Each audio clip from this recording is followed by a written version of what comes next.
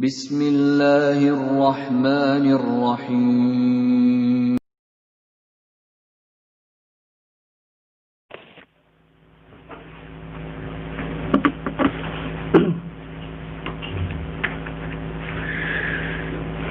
Bismillahirrahmanirrahim. Alhamdulillahi Rabbil Alamin. Wassalatu wassalamu ala nabiyyina Muhammad wa ala alihi wa ashabihi ajma'in.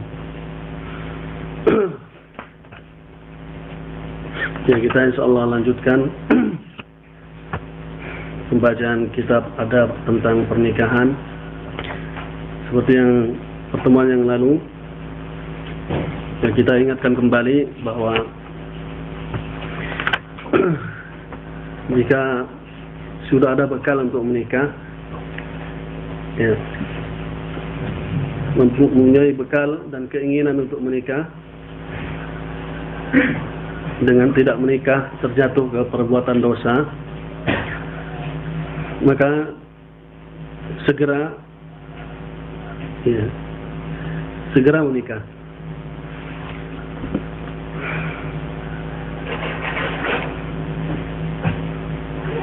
Ya. Mampu dalam artian bisa menaungi, ya, sama seperti naungan kita, memberi makanan juga makanan kita,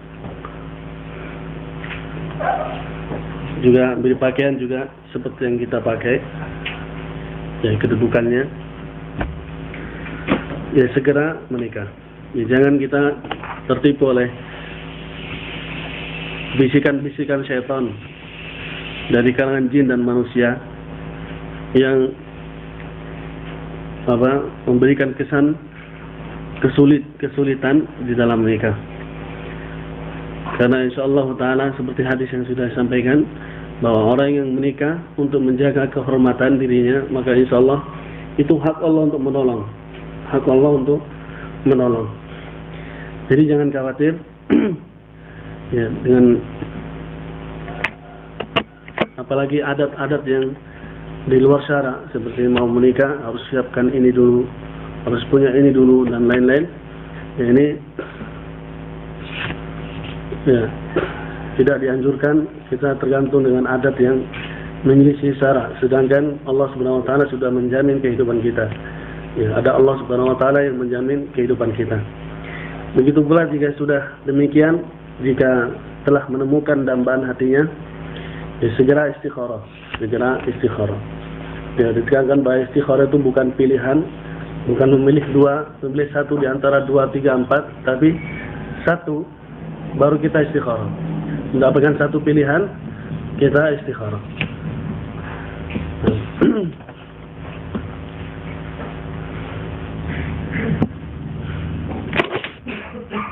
Ya, istikharah dianjurkan di sepertiga malam terakhir.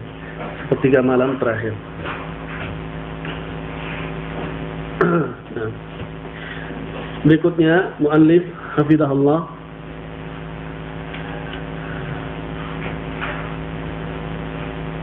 berarti setelah keinginan, ya, kemudian istikharah, baru berikutnya, proses berikutnya adalah an-nadar.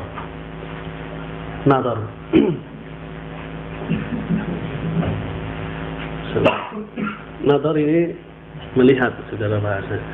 Jadi kita dibolehkan melihat pinangan kita, ya, calon istri kita. Wa in da'atil hajat ila yatakhabba laha wa yakhtalis an-nazar fa'ala wala junaha alaih. Jika kita mempunyai hajat terhadap seorang perempuan yang akan kita nikahi, maka dibolehkan kita mencuri pandang. Yakhtalis, artinya mencuri pandang kepada perempuan itu, hatta yura minha ma yad'uhu li nikahiha, sampai terlihat darinya apa yang mendorong kita untuk menikahinya. Ya. Dibolehkan kita mencuri pandang sampai terlihat apa yang mendorong kita untuk menikahinya. Ya. Tapi kalau perempuan ini tidak memakai cadar, Ya, kita bisa lihat di jalan-jalan, dimanapun dia berada kita bisa melihat. Tapi melihatnya ini hanya untuk hajat yaitu khidbah. Selain itu dilarang. Selain itu yaitu untuk taladzud, untuk berlezat-lezat menikmati kecantikannya. Ya, apalagi sampai syahwat dan lain-lain, apalagi sampai membayangkan yang lain-lain. Ya. Ini dilarang. Biasanya ada kata seorang alim di Saudi Arabia, orang-orang fasik ini, ya, otaknya ini tidak bisa diukur, tidak punya batasan. Maka itu dianjurkan kaum muslimah dengan pakaian yang sangat longgar sehingga tidak terbentuk sama sekali bentuk tubuhnya. Karena kata seorang alim ini, orang fasik ini kalau ada celah saja untuk membayangkan, dia bayangkan dia telanjang perempuan ini. Dia akan telanjangi perempuan ini. Kalau sampai ada celah untuk bisa membayangkan dia telanjangi perempuan ini. Jadi kita, ya, kaum perempuan kita nasihati supaya dilonggarkan, tidak ada celah untuk orang-orang fasik itu membayangkan yang lebih dari itu. Ya. Kalau cuma terlihat kain saja begitu, apa mau dibayangkan? Kulitnya sedikit pun tidak terlihat, susah mau dibayangkan. Gitu. Kalau masih ada celah, ini orang-orang fasik yang punya penyakit dalam otaknya, ya, membayangkan yang aneh-aneh. Ya. Jadi untuk yang mempunyai keinginan untuk khidbah dibolehkan melihat sekedar apa yang mendorongnya untuk menikahinya.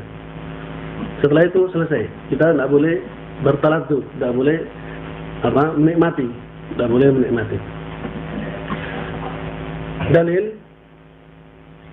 ya, dikeluarkan oleh Imam Ibnu Majah dan Imam Ahmad dari Sulaiman ibn Abi Hasmah, katanya beliau, ra'aitu Muhammad bin Maslamah yutaridu imra'atan bibasarihi alal ajar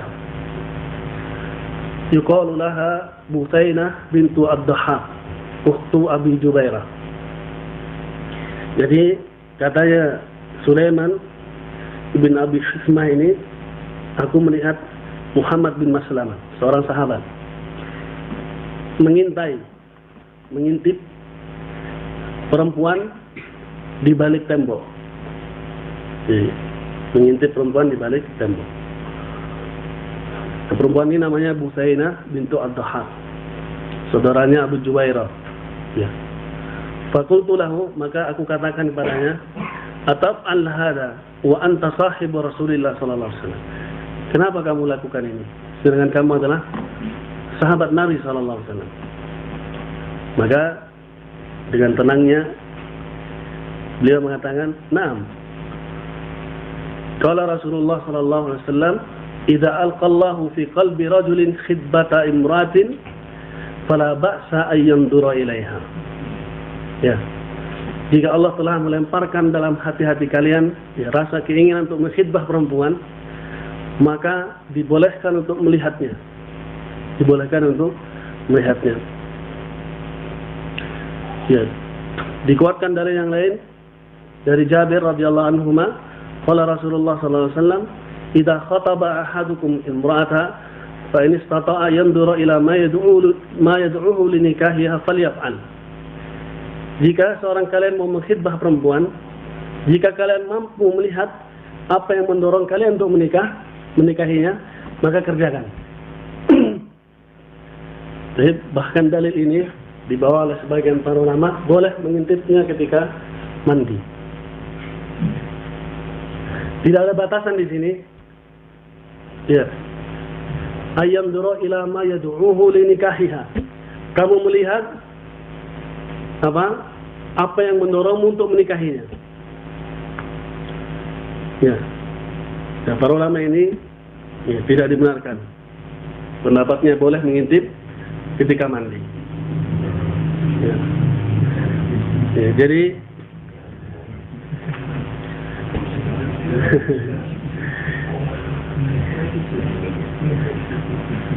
Jadi dia berijtihad, ulama ini berijtihad, bolehnya melihat ketika dia tidur, ketika dia telanjang, ketika mandi dia boleh dengan dalil ini karena tidak ada batasan katanya. Yang benarnya bahwa kisah sahabat ini melihatnya dari luar dan tidak mungkin melihat ke dalam. Jadi perempuan ini dipahami dia keluar dari rumahnya. Ya, biasanya kalau seputar rumah, ya berarti dia pakai pakaian sebatas aurat dia bersama mahramnya. Yang ini insyaallah taala lebih selamat. Dalam memahami ini lebih selamat. Jadi batas aurat perempuan bersama mahramnya ya cuma sebatas leher ke atas, tangan, kaki. Ini. Ya, adapun melihat ketika mandi, ini kita takutnya terkena dosa. Ya, terkena dosa. Ya, bisa-bisa ya, macam-macam pikirannya. Jadi, insya Allah tidak mengambil pendapat yang ini. Jadi kita sesuai dengan konteksnya para sahabat, beliau melihatnya di luar.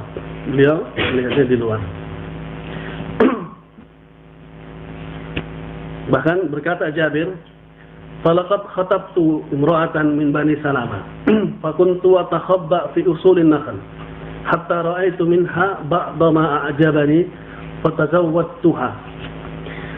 Maka saya mau mengkhidbah perempuan dari Bani Salamah, kata Jabir radhiyallahu anhu. Dan aku sembunyi di baliknya pohon kurma. Dia sembunyi di balik pohon kurma sampai aku melihat sebagian apa yang menakjubkanku sehingga aku menikahinya. Kalau di kamar mandi tidak mungkin terlihat. Jadi batasannya batasan ini saja.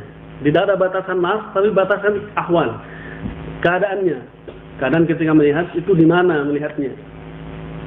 Melihatnya itu di situ, gitu. Melihatnya di balik pohon. Ya tentunya tidak mungkin ya mandi di luar. Insya Allah kita pahami sahabiah tidak akan mandi di luar. Jadi ya seperti biasa dia lepas jilbabnya, mungkin bagian rumah ini dibolehkan. Ya bisa jadi hatta ra'aitu minha ba'da ma a'jabani, sampai aku melihat apa yang menakjubkanku. Bukan berarti sesuatu yang vital ya. Bisa jadi mungkin hidungnya atau pipinya atau lain-lain kan. Kita bawa ke situ saja. Ya. Meskipun sebagian pendapat ya, kita sebagai manusia kita paham apa yang menakjubkan kita, gitu kan? Ya boleh aja seandainya di bawah pendapat begitu. Menakjubkan bukan berarti harus terlihat kulitnya, bisa jadi bentuknya menakjubkan. Jadi kita bawa ke yang lebih selamat saja. Ada sini. Ya misalkan pakaiannya ya berbentuk, misalkan pakaian rumahnya berbentuk. Ya, sudah sebagian terlihat bentuknya, ya, ini bisa termasuk menakjubkan. Bukan, tidak bisa dipahami terlihat kulitnya semua, tidak. Ya wallahu a'lam, ini kita bawa ke yang lebih selamat saja. Kita bawa yang lebih selamat. Insya Allah cukuplah bagi kita. Seperti itu. Ini dibolehkan untuk sembunyi melihat. Ini bagi perempuan yang sudah bercadar. Kalau perempuan belum bercadar, ya bisa kita lihat di luar-luar, bebas kita. Bebas saja kalau belum bercadar. Hadis kuat juga dari Al-Mughirah ibn Syu'bah. Dari Al-Mughirah ibn Syu'bah dikeluarkan Imam An-Nasa'i, khatabtu imra'atan faqala li Nabi sallallahu alaihi wasallam, saya telah mengkhidbah perempuan. Kemudian Nabi mengatakan kepadaku, hal nadarta ilaiha, apakah kamu melihatnya? Qultu la, saya tidak melihatnya. Qala fandur ilaiha, lihatlah dia, lihatlah dulu. Fa innahu ahra ayyudama bainakuma, karena itu akan membuat langgeng di antara kalian. Nazar, dilihat dulu. Ya, bahkan ada sebagian ikhwan ini yang terlalu sok suci, ya. Ketika dibuka wajahnya, sudah cukup, saya sudah perhatikan wajah saya, insya Allah sudah cukup bagi saya. Akhirnya ketika nikah tidak cocok, ketika nikah tidak cocok. Jadi Tidak usah sok suci, ini diperintahkan oleh syara. Lihat saja, puaskan lihat. Maksudnya jangan sampai tanya apa ada cacat fisik. Inilah masalah tanya. Kalau misalkan dia malu jawab, antum jawab dulu. Saya insya Allah normal ini, insya Allah. Luar dalam. Kalau dia jawab, ya saya insya Allah normal. Ya sudah cukuplah bagi kita. Apakah punya turunan gila? Ya, dibolehkan. Ini bahaya untuk keturunan. Pertanyaan seperti ini dibolehkan. Kalau tidak malu antum. Ya. Kalau akhwatnya ngerti dia, insya Allah dia jawab dengan seperti biasa. Kalau akhwat sudah ngerti bab nikah, punya turunan gila enggak?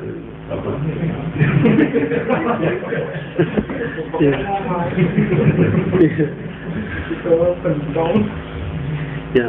Jadi ini kesalahan yang sudah ngaji saja, apalagi yang luar. Yang luar sih tidak masuk hitungan karena mereka terbuka jelas-jelasan. Jadi untuk ikhwan, untuk akhwat juga, ya untuk akhwat kalau dinador, buka saja jilbabnya. Dibuka.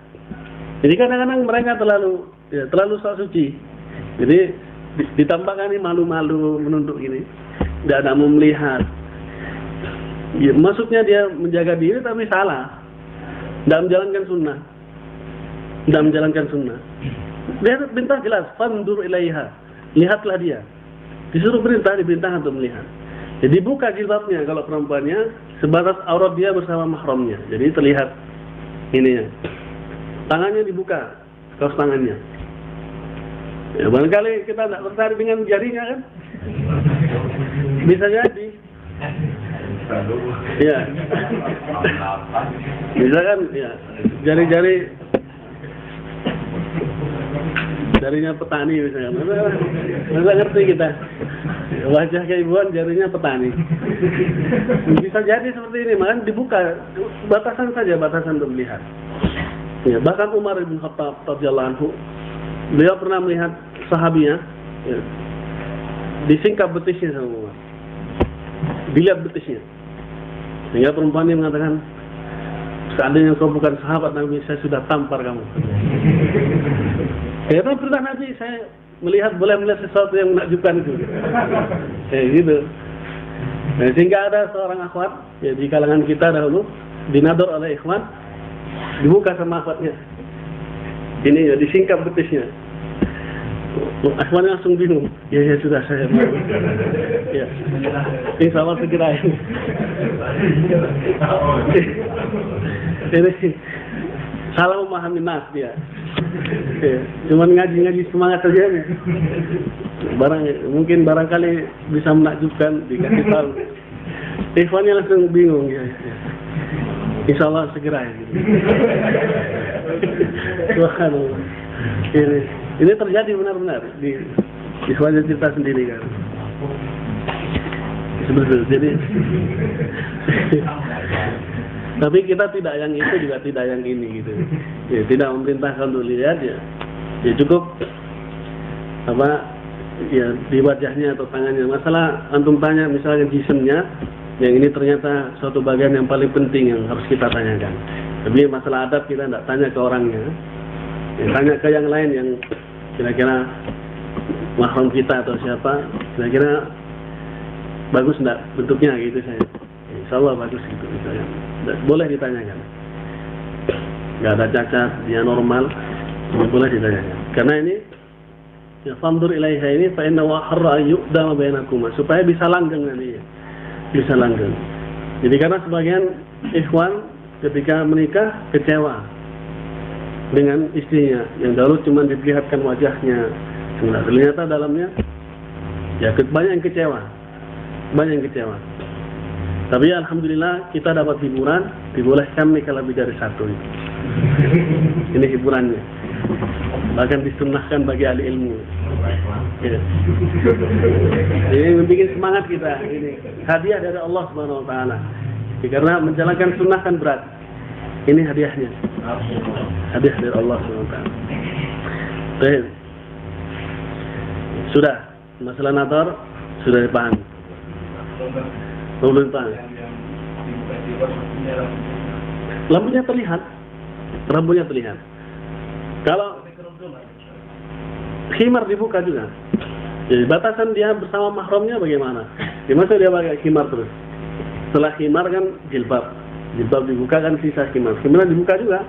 Nah, kalau kupingnya nggak ada misalkan, kupingnya kecil sedikit misalkan, itu. Jadi kalau bisa akhwatnya ya terlihatkan semuanya, kupingnya semuanya, diginikan atau kuping. Bisa bersama mahram harus. Tak boleh berdua, harus bersama mahram. Adapun kalau sudah mencukupkan misalkan sebelum balik dia sudah dapat wajahnya, meskipun dia mencukupkan ya insya Allah boleh, karena kita sebenarnya sudah ngerti bentuk orangnya kan, sebelum balik kita sudah pakai, ya, jadi tetangganya misalkan ya, atau anaknya saudaranya, ya. Tapi gitu. Ya khalas ya kawan, motor sudah paham. Jadi jangan basa-basi, buka saja atau lihat-lihat saja, enggak usah malu, enggak usah. Sudah cukup, jangan begitu. Lihat saja, biasa gitu bicara dengan mahramnya. Kalian kalau cocok sudah ta'aruf sudah di situ. Bicara tentang masa depannya. Nah, sekarang bab berikutnya adalah kriteria memilih istri. Kriteria dalam memilih istri. Fa'in ra'a ma yad'u li nikahiha falyataqaddam ila khidbatiha. Ya, mura'iyan fi dzalika umuran. Jika kamu berpendapat, jika kamu menganggap kamu ada sesuatu yang menyuruh untuk menikahinya perempuan ini, maka dahulukan untuk menkhidbah. Ya, khidbah ini dipinta sudah sama walinya. Dan dengan memperhatikan perkara-perkara berikut ini. Kalau kita mau menkhidbah perempuan, yang kita perhatikan perkara-perkara berikut ini. Yang pertama, antakuna salihatan. Yang adalah perempuan ini perempuan yang salihah. Perempuan yang salihah. Diqaulihi sallallahu alaihi wasallam, tunkahul nisa li arba'ah. Perempuan ini dinikahi karena 4 ini. Limaliha, karena hartanya. Lihasabiha, karena nasabnya. Lijamaliha, karena cantiknya. Walidiniha, dan karena agamanya. Ya, di sini agamanya letaknya terakhir. Yang pertama hartanya, dinikahi perempuan itu karena hartanya. Hasabiha, nasabnya. Jamaliha, cantiknya. Walidiniha, dan agamanya. Terakhir, fatfar bidzatid din taribat yadak. Tapi apa? Pilihlah agamanya, maka kalian akan bahagia. Jadi dianjurkan tetap kita memilih agamanya dahulu. Ya, kalau boleh kita urutkan, di akhwat ini sudah salafiyah misalkan, sudah ahlus sunnah. Berarti sudah kita masuk kriteria pertama.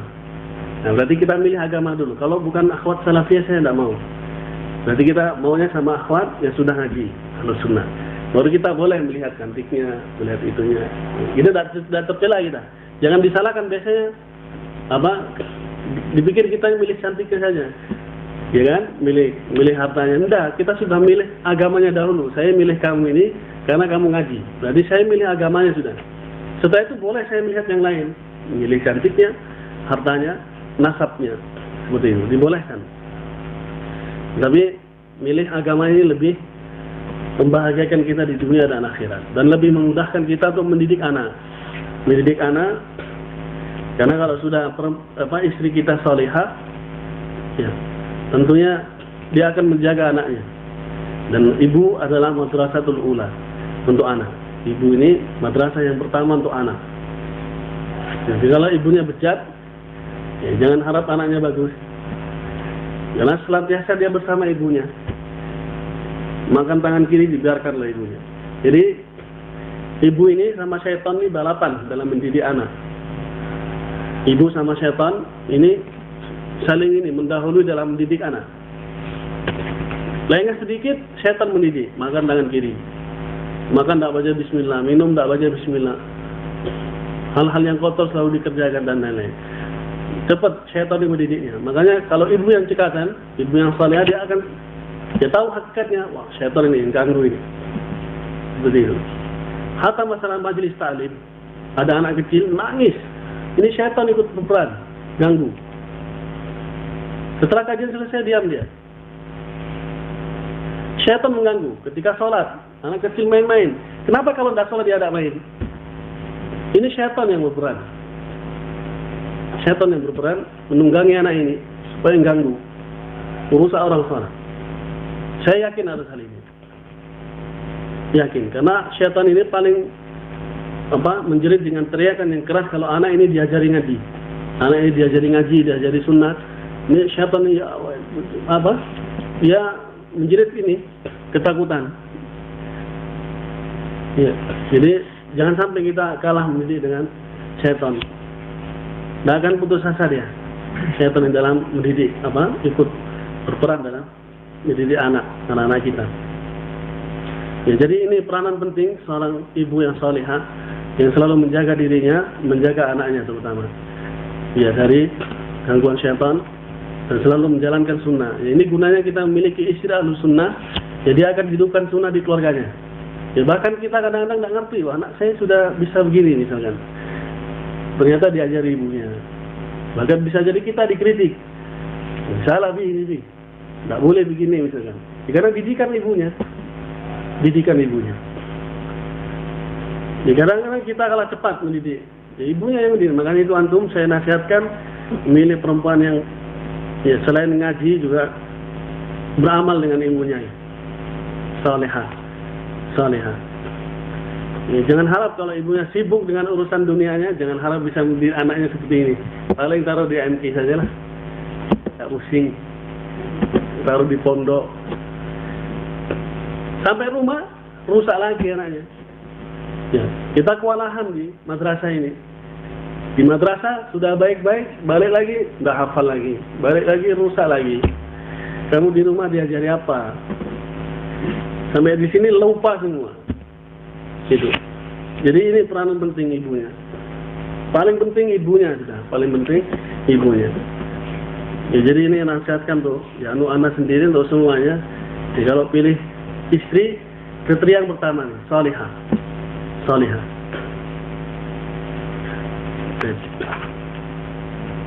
Karena apa? Dikuatkan lagi dari hadis Abdullah ibnu Amr ibn As radhiyallahu anhuma, berkata Rasulullah sallallahu alaihi wasallam. Kata Nabi apa? Inna dunya kulluha mata'.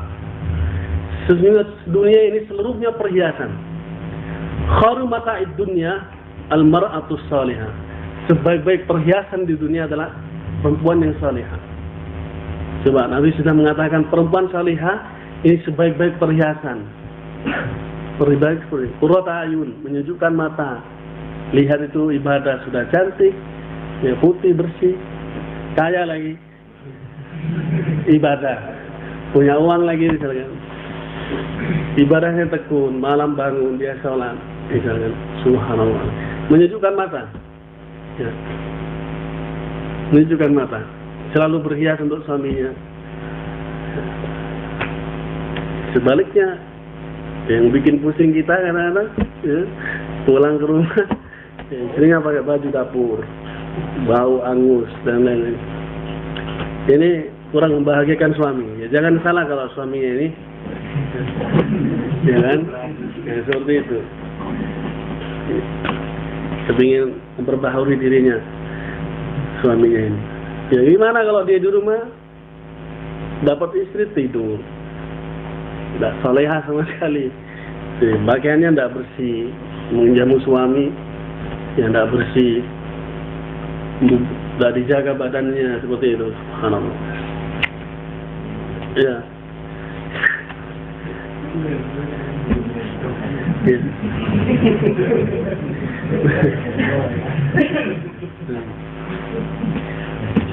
Ya.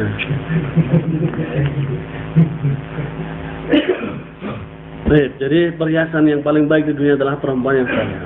Ini kriteria pertama, antakuna salihah.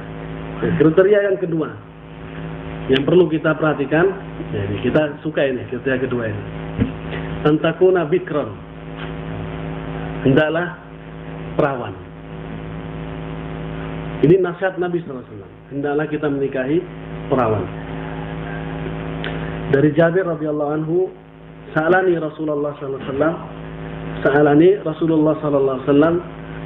Ya, Nabi bertanya kepada Jabir, hal tazawwadta, apakah kamu menikah? Qultu na'am. Ya, saya menikah. Biman? Qultu bi fulana binti fulan, bi ayyin kanat bil Madinah. Saya menikah dengan fulana binti fulan, janda kota di Madinah. Ya, seorang janda di Madinah. Maka Nabi mengatakan, fahala bikran talaibu wa talaibuka. Kenapa hendaklah kamu, kenapa tidak cari perawan saja, sehingga kamu bisa bermain-main dengannya, dia juga bisa bermain-main dengan kamu. Ya. Talaib ini main-main. Ya, secara psikologis perawan ini belum pernah mengarungi mahliga yang seperti ini. Jadi sudah penuh, artinya yang diidam-idamkan pernikahan, dia sudah dihalalkan dengan lawan jenisnya. Ya, dia baru masuk ke dunianya. Ini dunia baru. Jadi dia arungi dengan kebahagiaan. Maka diajak bercanda ini enak kalau perawan. Lain kalau janda ini. Masuk sudah masalah ini. Sudah bawa masalah. Ya, bukan berarti kita merendahkan janda. Masuk sudah dia pernah lalui masa-masa ini. Ya, dia sudah pernah lalui masa-masa ini. Jadi ya, kesal gitu. Ya. Kurang seru. Jadi kalau perawan ini dunia baru bagi dia. Meskipun dunia lama bagi kita, tapi kita bisa balik lagi ngimbangi. Ya, kalau insya Allah bisa kalau kita. Ya. Ya. Ya, ngemong, akhirnya ngemong gitu ya bahasanya. Ya, ada bercanda. Ya, ini satu kesalahan kalau perawan selalu mencari bujang ini. Satu kesalahan, karena ingat bahwa dunia nantinya akhirnya 4:1 perempuan, bahkan bisa lebih. Paling banyak perempuan nanti di akhir zaman. Ya, di akhir zaman paling banyak perempuan. Jadi nanti kalau ada, kenapa seperti itu, perempuan yang selalu memilih perjaka ini, itu hanya menurutkan hawa nafsu saja. Dan ini tidak pernah ada sanadnya, tidak pernah ada sunnahnya dari kalangan Nabi SAW. Tidak pernah ada sahabiah milih milih perjaka, itu tidak pernah ada kisahnya. Tidak pernah ada bentuk perawan milih perjaka. Saya mau perjaka, saya mau sama ini, tidak mau sama duda ataupun sama dita'adud, tidak mau. Ini sudah menyalahi ya sunnah yang seperti ini. Nah, ya nanti pembahasannya. Jadi ini Nabi mengatakan hendaklah perawan, karena kamu bisa bercanda, dia juga bercanda dengan kamu. Wa yumkin lahu ayatazawwajat sajiban in dhahara lahu bidzalika masalah. Dibolehkan jika kita menikahi janda, jika di situ ada masalah, ada kebaikan, dibolehkan. Dari hadis Jabir as-Sabiq, di situ hadis Jabir, Nabi mengatakan fahala bikran talaibuha talaibuka wa tudahikuka wa tudahikuka. Jadi kamu bisa bermain-main dengannya, dia juga bisa bermain-main dengan kamu. Kamu bisa tertawa riang, dia juga bisa bertertawa riang dengan kamu. Ya, bersenda gurau. Qultu ya Rasulullah, kunna indi niswatun khurqun. Kata Jabir, ya Rasulullah, saya mempunyai saudara perempuan yang sangat keras. Ya, yaitu saudara-saudara perempuannya. Fakaritu an atihinna bimra'atin khurqa mithlihinna. Saya khawatir kalau saya datangkan perempuan yang keras semisal dia. Ini tabiat perawan biasanya agak keras. Jadi kalau digandengkan dengan saudara-saudara yang keras, ya, tentunya Jabir lebih tahu tentang keluarganya. Kalau dia dapat perawan, biasanya perawan tipikalnya manja. Ya, manja, pencemburu. Ya, biasanya agak keras sedikit. Ya, ini tabiat biasanya saja. Kalau janda kan lain. Janda ini biasanya sudah makan garam banyak, kemudian ya pengalaman, kemudian bisa tenang bawaannya karena sudah terbiasa dengan masalah. Ya. Anak-anak yang sudah punya anak misalkan seperti itu. Maka Jabir mengatakan, jadi janda ini lebih utama bagiku, janda ini. untuk mendidik adik-adiknya, saudaranya yang perempuan ini. Gitu. Maka Nabi mengatakan asabta wa rasyadta, ya kamu benar. Ya kamu benar. Jadi dibolehkan jika keadaannya seperti ini, dibolehkan. Jadi kita lebih tahu tentang keadaan kita, ya nanti ya kita sesuaikan saja. Nah, ya kalau bisa perawan. Ya, sebenarnya sama saja kalau masalah rasa sih sama. Cuman masalah ya tadi itu bermain-mainnya, bercandanya ini yang berbeda. Kalau insya Allah Allah menciptakan seluruh perempuan rasanya sama. Insya Allah rasanya sama seluruh perempuan. Cuman berbeda ininya, muamalahnya nanti berbeda. Lebih membahagiakan kita kalau perawan, apalagi masih baru masuk dunia ini. Ya. Sedangkan kita sudah pengalaman, ya kita bisa atur volumenya kan, ya, bisa atur volume, ngatur-ngaturnya itu seperti itu. Ya. Ya. Baik.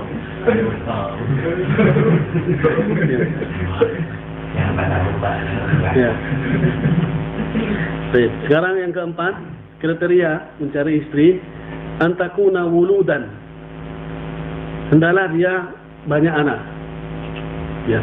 Uyurafu dzalika bin nadar ila ummiha wa ukhtiha. Diketahui dengannya biasanya ini dengan melihat ibunya. Ibunya ini anaknya berapa, saudaranya.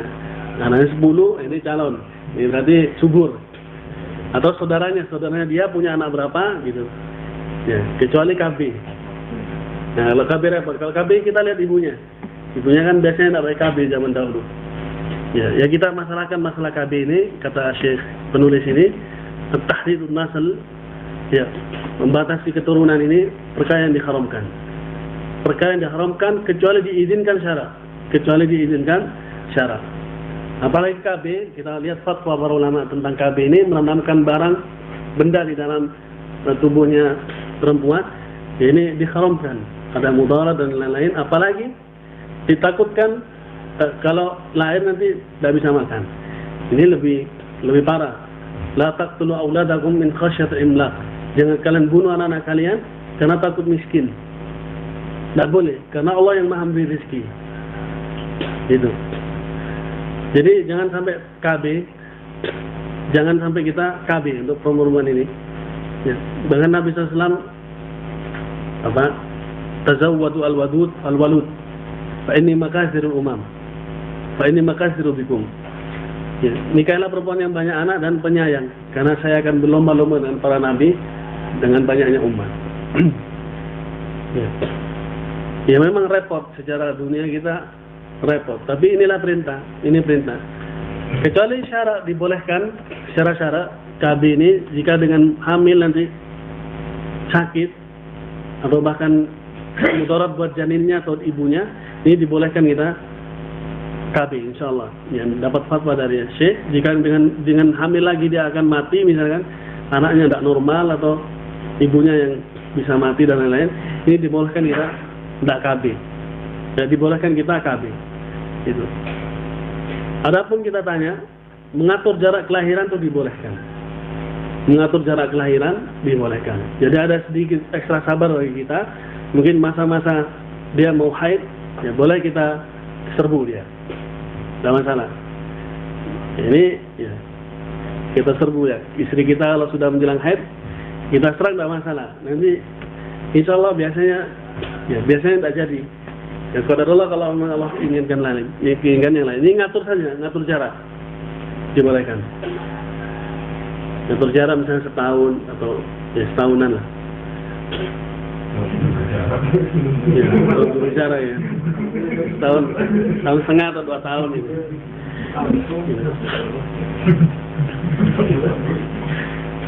Ya seperti itu. Jadi dibolehkan. Tapi kalau KB untuk sengaja menahan, ya jangan.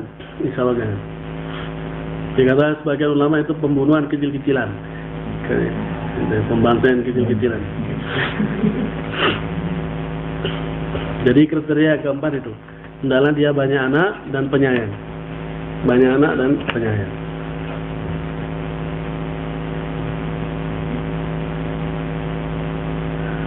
Ini ya berikutnya yang berkaitan dengan wali dari perempuan. Ya, jadi wal yataqaddam ila khitbatiha min waliha. Jadi dahulukan kita mengkhitbah ke walinya. Karena apa? Yubtilun nikah bi ghairi wali. Karena nikah ini kan batil, tak sah kecuali harus ada wali. Kecuali dengan wali. Ya, hadis Nabi sallallahu alaihi wasallam, ayyuma mura'atin nukihat bi ghairi idni waliha fa nikahuha batilun batilun batilun. Nabi mengatakan 3 kali batil. Perempuan mana saja yang dinikahi tanpa izin walinya, maka nikahnya batal, batal dan batal. Ini. Ya, kawin lari misalnya. Ya, kawin lari ini kawin di negeri orang misalnya, tanpa izin wali, tidak sah. Tidak sah dan terhitung zina. Begitu juga waliul amr, kembali ke waliul amr, jika wali ini tidak mengizinkan, kembali bapaknya, ini belum tentu, dirinci dulu masalahnya. Masalahnya harus ditafsir dulu, kenapa tidak mengizinkan misalkan. Dirinci dulu, tidak bisa langsung mutlak bapak tidak mengizinkan langsung wali amr. Banyak soalnya selain bapak banyak walinya. Dan bisa dirembuk nanti, tidak langsung begitu mutlak, tidak cocok kawin lari ke pemerintah. Gitu. Dilihat dulu. Kalau ujung-ujungnya memang semuanya tidak sesuai syarat, ini ada yang mengatakan dibolehkan ke wali hakim. Dibolehkan. Kalau memang ujung-ujungnya nanti dengan musyawarah yang ternyata hasilnya mereka menentang sunnah dan lain-lain, ini ya, ada pendapat dibolehkan wali hakim, dibolehkan wali hakim. Jika di dalamnya ada maslahah diniyah, ada maslahah diniyah. Ya, nanti di ahkam nikah itu datanya pembahasannya. Jadi kesimpulannya nikah harus dengan izin wali. Yang menikahkan ini walinya, yang menikahkan walinya. Ya. Yang diperhatikan bagi wali yang pertama, ayat takhayyara laha mimma yatasama fihi as-shalah wat taqwa. Hendaklah wali ini memilih laki-laki yang saleh dan bertakwa kepada Allah Subhanahu wa taala. Dia berikan untuk anaknya laki-laki yang saleh yang bertakwa kepada Allah Subhanahu wa taala. Ya. Dalil, idza ja'akum man tardawna dinahu wa khuluquhu fankihu. Jika telah datang kepada kalian, yaitu para wali, laki-laki yang kau ridai agamanya dan akhlaknya, maka nikahkan dia. Segera nikahkan. Kalau datang kita didatangi laki-laki yang baik amalnya, saya mau melamar anaknya bapak. Misalnya. Kalau dia baik serta agama, ibadahnya soleh dan takwa, nikahkan. Illa kalau enggak, takun fitnatan fil ardi wa fasadun kabir wa fasadun arid. Kalau enggak, nanti akan terjadi fitnah di muka bumi dan kerusakan yang besar. Bisa jadi, ya, milih-milih ternyata, ya, dan lain-lain. Jadi kalau ada laki-laki yang soleh, yang ridhoi, soleh dan takwa, nikahkan. Nikahkan. Jadi sini bukan tidak ada idza ja'akum man tardawna, man yufidu umuman. Idza ja'akum man tardawna dinahu. Jika telah datang kalian man, ini umum. Berjaka, duda, punya istri, termasuk di dalamnya. Kalau ada laki-laki saleh yang terkenal saleh di kaumnya, alim, datang kepada kalian meminta anaknya, tidak ada alasan untuk menolak. Cuma masalahnya kalau anaknya perawan, ada perincian. Nanti ada perincian. Jadi bab berikutnya insyaallah. Ya, jadi itu masalah wali. Ini masalah wali agak panjang. Jadi kita cukupkan dulu. Jadi insyaallah besok kita sambung masalah wali, tentang yang perlu diperhatikan bagi wali nikah. Ya, insyaallah kita cukupkan dulu. Subhanakallah bihamdika asyhadu an la ilaha illa anta astaghfiruka wa atubu ilaik.